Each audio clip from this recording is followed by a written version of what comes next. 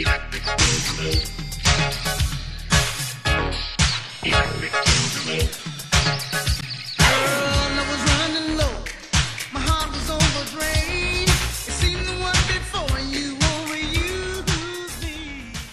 is sort of my other main scene as far as art goes.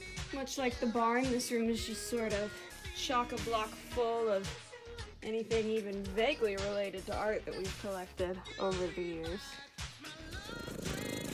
This room also comes with a cat.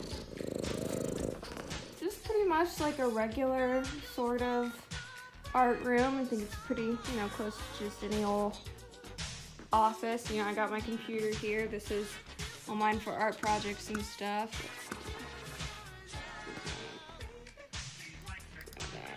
I've got it Photoshop and all that stuff. Anyway, it's a bed. I don't sleep in here. This isn't my room, but there's just a mattress in here. Cause doesn't everyone have like a few loose mattresses? Anyway. It's the way you talk. You're eating out my mind.